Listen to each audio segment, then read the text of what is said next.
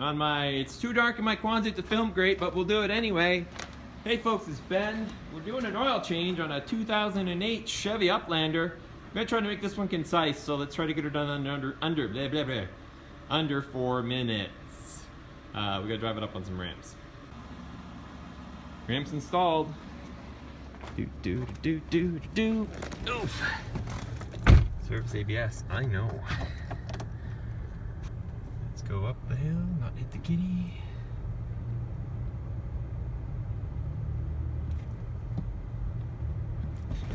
Bam, hit it so hard, done.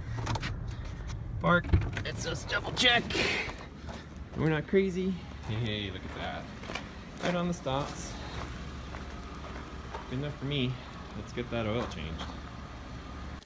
All right, we're in the dark once again, just because my Quonset door is closed because it's really cold outside. But let's drain the oil out of this thing, 13 millimeter on the drain plug off the oil pan. Pop it.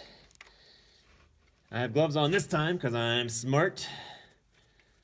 I push the bolt in while I'm turning it so it doesn't leak very much until I hear it that it's done unscrewing. Click, click, click, click, click. And then I pull it out and get out of the way. My actual tripod's on my rag, but I'll set that on the rag. We'll let that drain out. Meanwhile, I have a little cup adapter here for the oil filter that's right here. I'm gonna turn it to loosen. And that's the wrong way.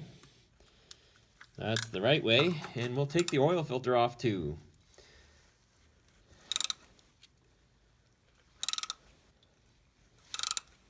It's gonna start leaking. Take my ratchet out. Do the rest by hand. I'll push up against the oil filter too while it drips hot oil on my hand. And that way it won't fall out. It'll just be free, and then I'll set it down into the dripping oil pan.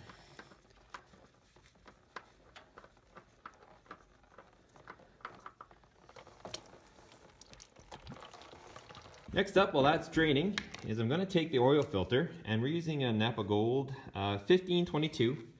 That's whatever equivalent it is for the GM AC Delco land. This jug looks dirty, but it's actually just a 5W30 clean that was left over from another oil change. So what I'm going to do is fill up the oil filter and let a little boil out, and then I will take and make sure the rim has got a coat of oil on it. That helps it smoothly tighten up to the oil filter mount. While I'm waiting, then this oil is thick, right?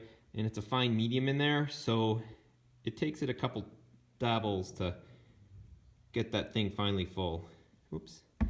Or you can overfill it like I did. Okay, so I got that filled up. I'm gonna come here and wipe the sealing section of where the oil filter sits against the oil filter seal here. And I'm gonna try not to have my rags drop in the oil. Wipe down the whole plug here. I've already wiped off my bolt, so I can actually thread that back in. It's only drops of oil now, so we're not talking a lot. So let's go ahead and screw that back in.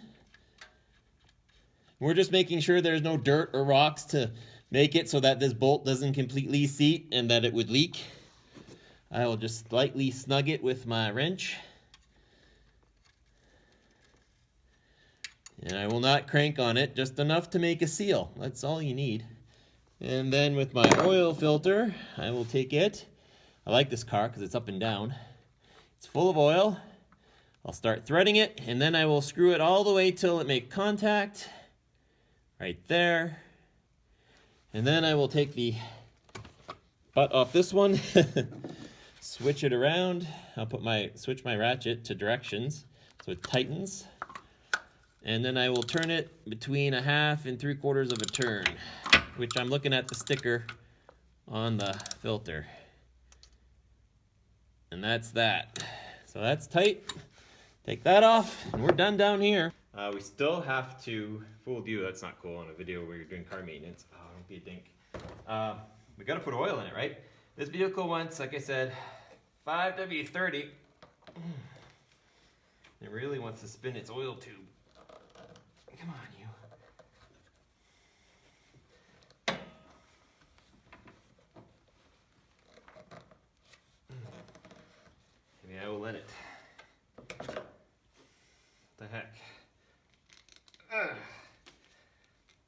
that's on tight there.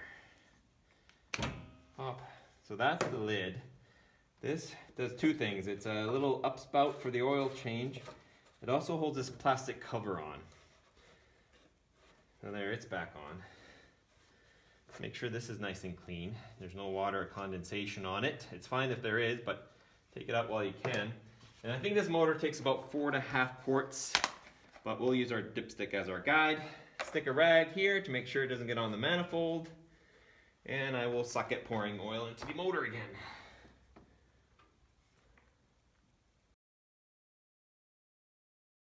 There are elements where plastic parts do kind of suck. And this Uplander is one of them. This is the right lid. It's just a pain. There's that. Okay.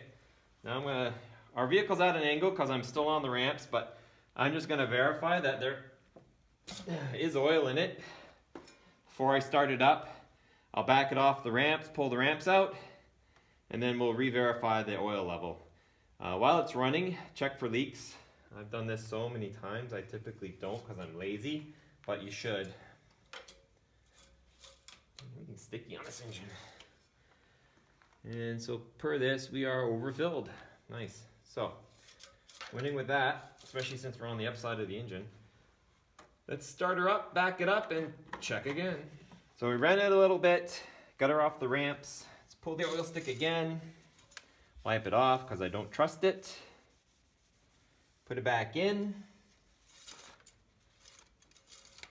pull it back out, take a peek inside, and actually the oil level is now still a little high. So I got that going for me, but it's not gross high, so that's cool. While it was running, I did look underneath. There's no leaks, no apparent leaks. So we have one more thing left to do. Last thing we need to do is actually tell it we've changed the oil. That way it can track it for us if we need it to. I change it seasonally anyway, but hey, maybe it needs it earlier. To do that, you've got these buttons over here that control things, and we're going to use the up and down arrows. So we'll push up. Yep, service ABS. That's because it's ripped the ABS wires off both rear wheels, so it doesn't work. Keep pushing until you get to oil life, 7%.